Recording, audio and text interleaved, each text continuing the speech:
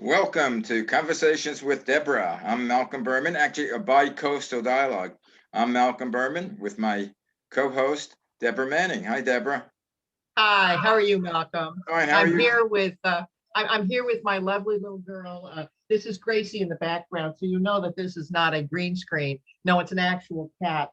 Yes, and she's decided that she wants to play with. This is my office, of course, but she wants to play with a paper clip. So you guys can, if you get tired of watching me, you can watch her. So she plays hockey with paper clips. It's amazing. So today is what, Friday? What's the date? February. It's the end February of February, is 26th. it not? Holy smokies! Holy smoly. Where? It's amazing. It's Well, absolutely amazing. well, as you might not, you probably don't know, it's my Hmm. son's 26th birthday. 26th Happy birth. 26 Oh, years happy old. birthday. Now, do you remember you being 26? How did you feel when you were 26? I was old Oh, now why were you old at 26? because I remember feeling I was an adult already at 26. Really? Somehow I don't feel Oh, like my son. He probably feels the same way, but as a parent, yeah. I don't feel like he's an adult. Even though Oh, of course not. he handles himself as an adult, it's nothing that he does, just my perception. So at 26, you have enough education behind you and enough experience behind you, and you've got all this anticipation of the days and the careers to come. Has he chosen a career to go into? Well, he graduated University of California, Santa Barbara, That's right. and he majored in scenic design. So As my husband Fish did. yeah, Yes. yeah, you met him, remember? Because I think when he was going to school, you possibly might have hired him as doing some handiwork, because now he knew how to handle tools, which I never knew how to do. There you go. I mean, my exotic tool was a hammer and a screwdriver. No, that's still pretty good though, Yeah, Malcolm. beyond that, I didn't know what to do with him. But now he could build sets, he could design sets, he's good with electronics. The only thing we have to now would do is get him in the union, There which is you kind of go. hard. Well, How about if anybody's out there in the union in California, please let me know. there you go. A help request here, I'll tell You're you. right. But he So does, it's but he does well. He did well before the pandemic because there are no yes. shows going on now. Because now he was working with the LA Opera Oh my. and bringing sets on there, sets on stage, building things. But I mean, right now he does part-time work, and they're still doing things, but of course not to the extent that they did before the pandemic. Well, as a former Californian, because I'm a native Californian who moved to Greenville 5 years ago, 5.5 years ago now. You guys opened up yet? How's the situation with your governor, Governor Newsom? Is that Well, the big thing with Governor recall? Newsom now is fighting a recall. Yeah. I How's it think going? I think they have enough votes to get him on the recall. I Well, mean, they did to put him scrutinize, on the they ballot. did scrutinize, they did scrutinize those votes very carefully, didn't they? Yeah. Well, I think the You thing. know where I'm going with that. No, where are you going? But I think I'm that going with, you need to scrutinize the votes to make sure that the people that actually signed it were registered voters and that in fact they had the ability to actually vote. You need voter ID. You need to have the ability to confirm via signature that the person who actually signed it was the person who actually wants it done. It's in fact a citizen. So I'm in, certain they did that. I'm certain they did that, didn't they? in California we have what's called the honor system. I see. I can't imagine they did the honor system for a recall of a Governor Newsom, but maybe so.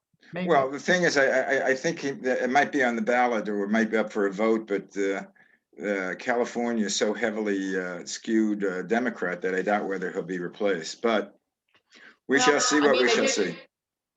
they did get enough votes to at least get the recall started. So I Yeah. think that's quite interesting. That happened with Gray Davis, and everybody said that Gray Davis couldn't be Yeah. trounced out of office, but in fact he was. So I And, guess there's a lot of displeasure with Governor Newsom's hypocrisy with going to the French Laundry restaurant, ordering $10,000 worth of wine, while the rest of us, rest of you folks, were all sitting at home and twiddling your thumbs and drinking Kool-Aid. So I understand. I'm glad that I'm no longer in California. Unfortunately, Well, my home state. except that's every place. You know what? The rich will take advantage of the situation. A la Ted Cruz going to Cancun. I could not believe that. I am just flabbergasted. What, I'm sorry to say, because I do like Ted Cruz, but what idiot would possibly do something so just the optics are just abominable. I mean, if Listen, one of my if one of my relatives did that, I would be completely appalled. But Ted Cruz, holy smokies, saying, oh, and then blaming his daughters for it. I mean, please. But what he should have done is go to go to a church. I mean, mea culpa, mea culpa. Forgive me, God, I have sinned. Yeah, I was caught. But yeah, the rich the very few rich people or people of power that don't take advantage of the situation. I mean, rightly or wrongly, I don't know. Well, I think that the problem that I have with it is flaunting it. We went through some very tough times this last year with COVID. And even though we were told there was 2 weeks to quell the pandemic, I mean, this has gone on for a year plus. Fish, my husband, has just gotten his second vaccine, so he was very pleased about that. I'm about ready to get my second this next week. But the problem that I have is that the rich cannot flaunt their richness. They need to have normal everyday people like you and me. They need the middle class. They need the lower class. This is America, for heaven's sakes. And it should not be a place where there's such bifurcation of classes. This class warfare, it's gotten worse. And I know that President Biden talks about unification and all that, but I've yet to see with any of the actions that he has, I've yet to see any unification. I mean, all I've seen is at this point now a 1.9 stimulus package that's being pushed through, regardless of what the Republicans want to come up with. And in fact, only 10% of that $1.9 billion goes towards COVID the relief. The rest of it goes towards who knows what, arts and all kind. Oh, and I love the bullet train that now is going to be in Silicon Valley. You know, what the devil does that have to do with COVID relief? I thought that was defeated, the bullet train. No. There was a bullet train now. There's a bullet train now in Silicon Valley that they've now got $100 million funded for. Well, you know. Well, Bill Gates is paying for that. Him and not exactly. We're paying for it, dear heart. Him and Amazon people. They're just making a small withdrawal. No, I don't think so, dear heart. We are paying for it. But look how many people have put to work. I don't know that much about the issue to really be conversant on it. So. Well, the point I have is that I do resent the fact that our lawmakers continue to pile all kinds of different things that have nothing to do with COVID. People need relief. People need some help. We're finally getting this thing reopened. We need to get the schools reopened. Here in South Carolina, pretty much the schools are completely open. And what's been interesting about it is that the increase in COVID didn't happen. Everybody was warning us about the fact that kids would suddenly kill their grandparents, kill their parents, kill the teachers. It's not happening, Malcolm. It's not happening. And you guys are still closed. Is that right? I think we're going to be opening next week. That would be very nice.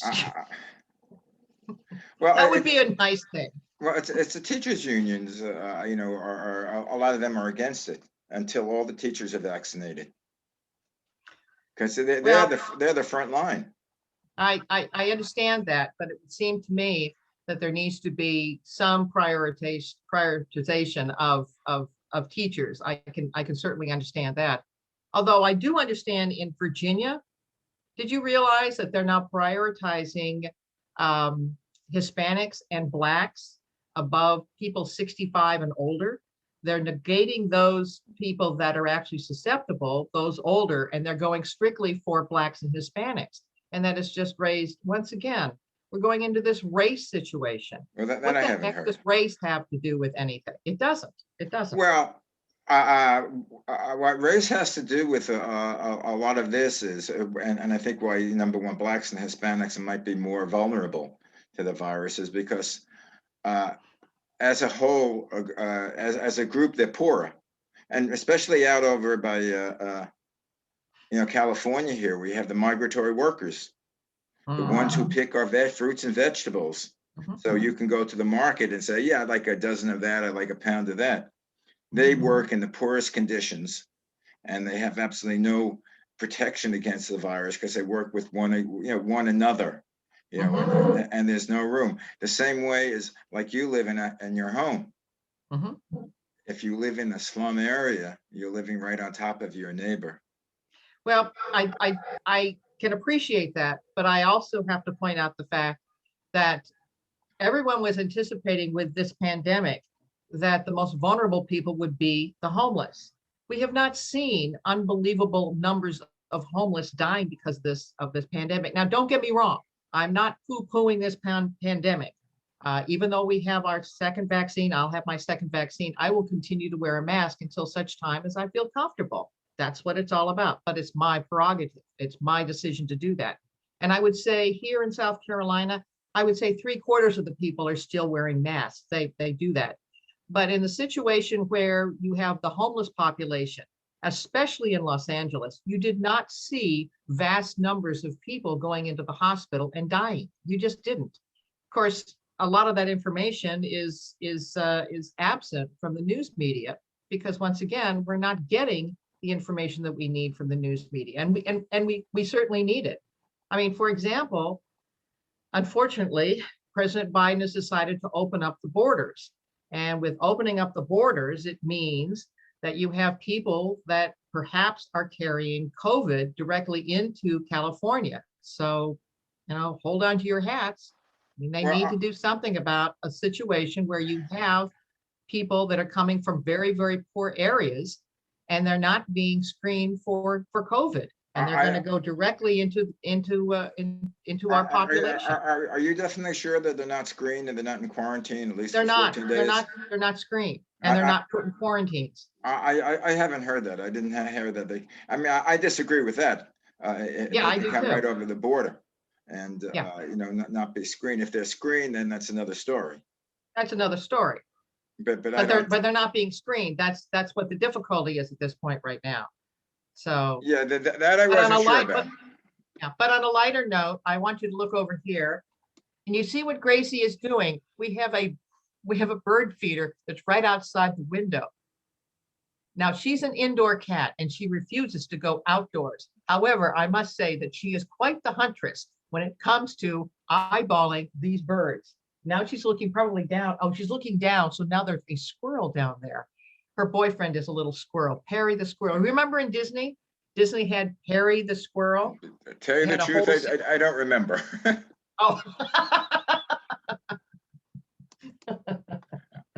I'm too young for that. That's right. That's right. Well, other things that have happened this week, we installed fish footage at the Haywood Mall. It's a Simon property. And what's great about it is that you're starting to see more and more people, especially here in South Carolina, but more and more people coming to the mall. It was great to be able to see not huge crowds, but large enough crowds that you kind of scratched your head and went, geez, there's people are coming out, people are starting to buy, and everyone's wearing masks, everybody's social distancing and all of that. But it's good to see that sense of normalcy starting to come back, at least here in South Carolina. But we installed it yesterday, and it was great because people actually went to look at it and were very pleasantly surprised. My husband, Fish Fisher, does urban abstract art. And what he does, he's a handyman. He's been a handyman for 25 years. And he decided to start doing art because, of course, as being a scenic designer in his younger days, he has that flair about it in terms of design and composition. And he takes pictures of the ground, of urban streets, of sidewalks, of driveways, all kinds of different things that you first look at it and all you see are textures and colors and watches of things. And suddenly you look down at the bottom of the picture and there are his old work boots. And he uses that as a symbol of every man, of all of us who walk the streets or walk areas, and we walk areas and we simply ignore the beauty that's beneath our feet.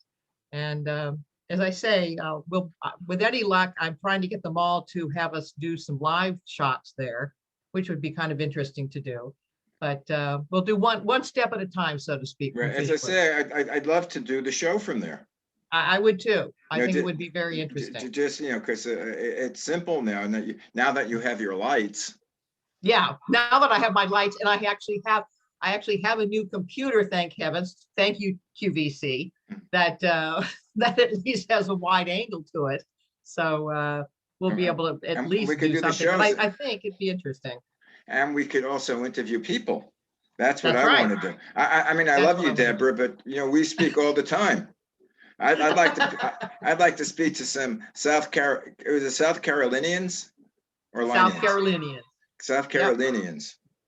South Carolinians. Yeah. And talk about them, talk about their feelings. Yeah. Well, you might be a little bit surprised. There's at this point right now, Joe Biden was able to clinch the Democratic nomination thanks to South Carolina. However, there's a little bit now of buyer's remorse, voter's remorse that I'm starting to hear. And I'm sad to see and hear that, because we're only less than a month into his administration. Yep.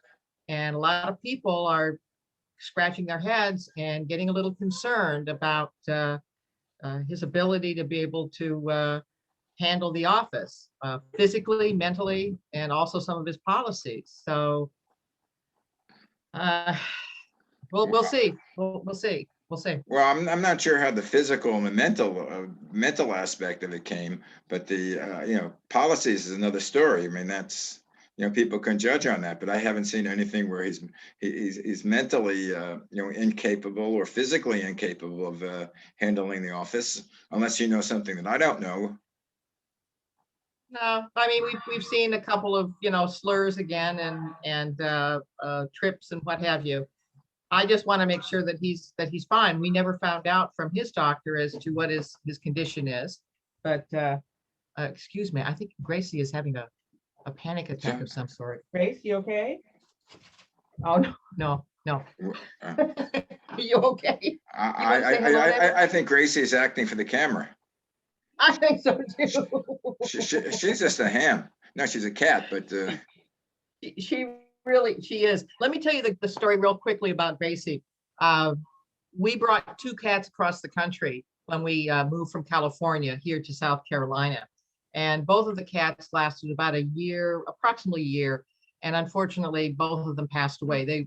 Jack was 18, Farrah was 13. Wow. And they both passed away. And my mom always said about animals, especially cats, she said to me, you have 2 weeks to mourn their loss. And then after that, you need to find another cat, because there are lots of cats that are out there that need good homes. And it was funny because it was exactly 2 weeks where I got a phone call from my best friend.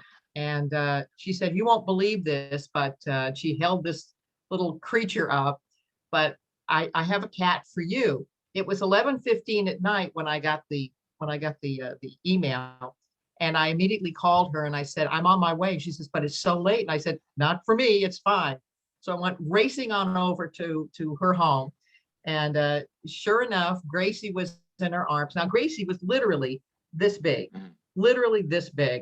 and she was a little bit hesitant to warm up to me, because for obvious reasons. She had spent the morning in the drive shaft of a truck, and she had managed to burrow her way into my best friend's neighbor's truck. And they decided to go down to Arby's to get some fast food. So all of these kids climbed into the truck and sure enough went off to Arby's. They didn't realize that Gracie was tucked into the engine cabinet. And so They parked in front of Arby's. Everybody raced in, got their meal, and were sitting down, sitting and watching the truck. And suddenly this little kitten jumps out of the truck. And the boys all said, did you see that? Somebody just dumped a kitten. That's terrible. So they raced out with their meals to try and get the kitten, trying to capture. Well, Gracie was smarter than that. So she ran back into the engine compartment. So the kid decided, okay, we're going to find this cat. They took her to a mechanic. The mechanic's trying to find this cat, cannot find the cat. Finally, they give up and say, there's nothing we can do. They drive on home, of course, with their half-eaten Arby's sandwiches. And sure enough, when they get home, who jumps out of the engine compartment but Gracie? Gracie runs for the hills. And of course, the boy calls over to my best friend, Kate, and Kate goes running after Gracie. Gracie was finally captured because she managed to get herself into a basement, and she got herself her head stuck in a hole, so she could not either move one way or the other. So Kate had to burrow her out and pick up this little kitten. And sure enough, that's how Gracie ended up in our home. And it was funny because, like I said, it was exactly 2 weeks from the day that Jack passed. And sure enough, my mom was right. 2 weeks to mourn, and then I needed to bring another cat into our home. So we were happy to. Yeah, I told you about 2 months ago, or maybe more. My cat died. My second cat there. So sorry. About 14 years ago, maybe more than 14 years ago, we rescued two brothers. Oh my! And we named them Tiger Woods. Tiger and Woods. Yeah. So since my wife is Latina, we called it Tiger Tigre.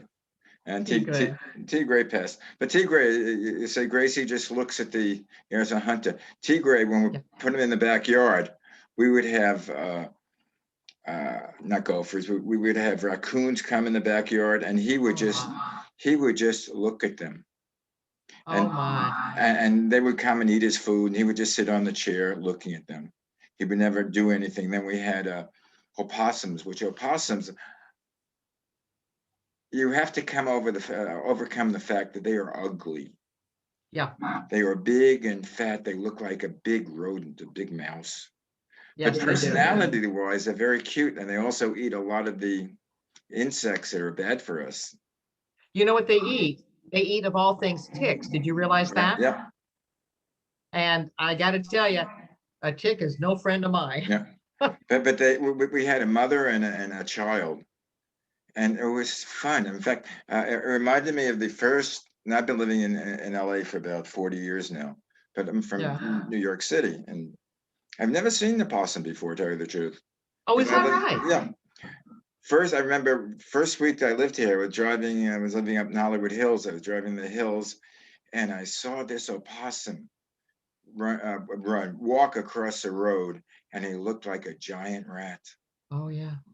And I didn't know it was an opossum. I said, boy, look at that giant rat. And everybody laughed at me. And you probably thought to yourself, I'm going back to New York. I'm going back to New York. We got rats, but not that. I mean, I'm used to rats. I'm used to mice and roaches, cockroaches. Yeah. Well, the one thing that we have here that was just so strange to me, and they kept appearing, because as my husband would drive, I would look, would be, looking at the scenery and what have you. And I would see these very dark brown, almost looked like a mink color to their fur. But they were the size of probably larger than a Chihuahua, a little bit smaller than like an English bulldog. But they're big, very, very big. And I kept pointing this out. And of course, Fish kept saying to me, what are you talking about? I don't see anything. I don't see anything. Well, sure enough, in our backyard, actually the property right behind us, sure enough, there's it's called a woodchuck. It's a groundhog.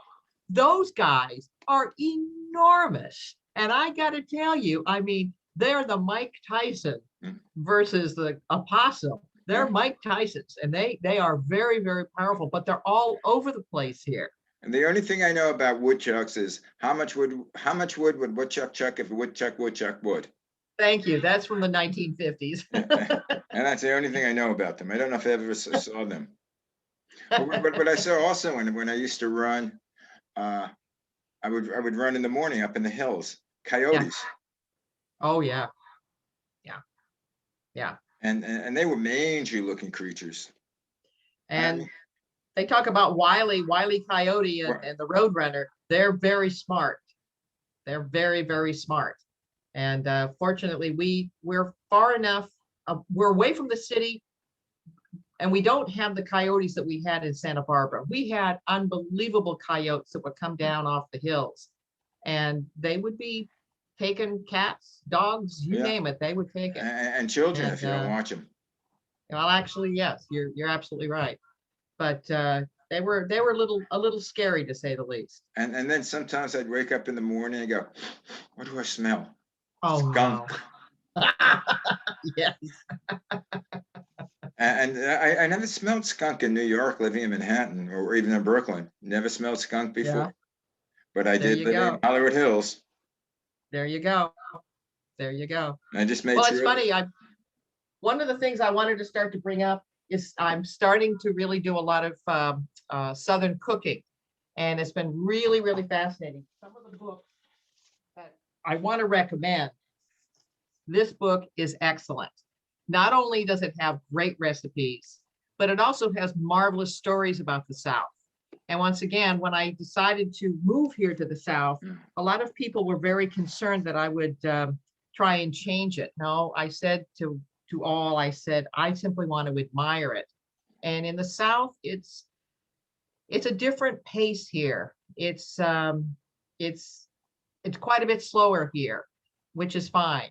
Um, you can see the tail. That was Yeah. Gracie. That's Gracie. It's a lot slower here. You really know your neighbors. We know everybody up and down the street. We know probably everybody within about a 2-mile radius, which was really not the fact and not the case in California. A lot of people poo-poo the South, especially this area, that they're all hillbillies. That couldn't be further from the case. The South, especially here in Greenville, from what I can see and what I've observed the last 5.5 years, it's a great model for middle class, lower middle class, and middle class people. There's a lot of upper class folks here over on Augusta Road, but for the most part, Greenville has mostly middle class folks that actually can afford housing, can afford the groceries, the gasoline, although gasoline has started to go up, unfortunately. But for the most part, it's extremely affordable. And once again, I've said this once before, I'll say it again. Reminds me very much of California the way it was in the 80s and in the 90s. In that way, it's very much a town and a state of opportunity. A lot of small businesses get started, even with COVID. About 30% of the businesses went under, unfortunately. But we're now seeing those businesses, different businesses coming back. It's just fascinating. For example, the handyman business, although we're retired now, we get 5 calls a day on handyman business. And that seems to be the case for things doing like drape hanging, painting, any of those skills that, for example, that your son has. He would make $1 million here. He should come here and enjoy South Carolina. I'll tell him. Maybe I'll have him contact you.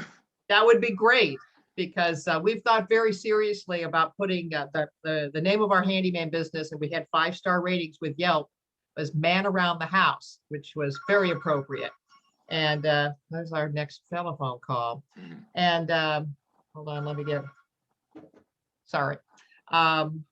But we were thinking still seriously about hiring younger folks to be able to pass on the skills of being a handyman. It's quite amazing. As I say, when we bought this house here in Greenville, sight unseen.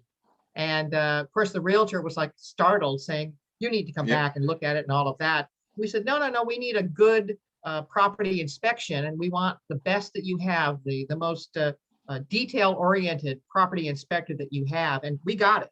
And he noted all of the problems.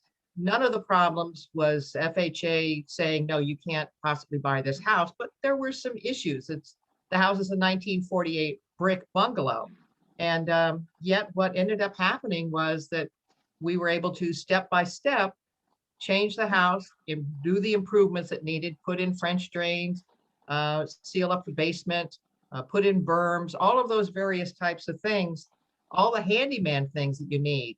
And it's worked out really well. It worked out very, very well. Yeah, well, Like I said, I think like I said, towns, I want you to come back and visit, very much so, Malcolm. I will. Gracie, what are you doing? What are you're trying? Hello. She is trying to get camera time. She is. She is. You can say hello to Malcolm. Hi, Gracie. Look at, there's. She'll Malcolm. probably get fan mail. She might. I should put her on Instagram, huh? Definitely. Oh. Is that our 30 minutes? That's your 30 minutes. Oh, for crying out loud. Is that amazing? Yeah. Maybe we'll have to extend the show. But going back, well, Yeah. I want to talk about towns, but we don't have the time because I think it depends on where you live, what type of people you're living with. The problem is with many parts of Los Angeles or New York or big cities, it's fairly transient. It's not people that are there to raise families. They're Yeah. there because they're working, they live there 5-6 years, they rent out apartments. Yeah. So it's a little less friendly, but it's also what you always talk about, personal responsibility. It's if you're in a neighborhood or an apartment house that you don't know people, you're not going to do it. Say, hi, I'd like to introduce myself. I'm Malcolm. I live next door over there. If you need anything, please feel free. If you're out of coffee or if you're out of butter, I live here. Just knock on my door. There you go. And you're the one. Like I do that. I don't know if I mentioned to you in this show, but I talk to people in elevators. That's so important. But you see, that's old school now. Isn't that old school? It depends on what school you went to. Well, I know, but I mean, is that something the millennials would kind of turn their noses up to? Like, oh, I don't know. We'll have to have some millennials calling up and saying, because that's a whole different world that I'm completely unaware of. But I also like to do some work with the shopping mall and have really to have the camera there and talk to people, your neighbors, and talk to them. Mm-hmm. And talk to the shops. So inquire about that. Now, of course, I'd love to see where you can show off all Fish's works. It's starting to grow, and we that's right.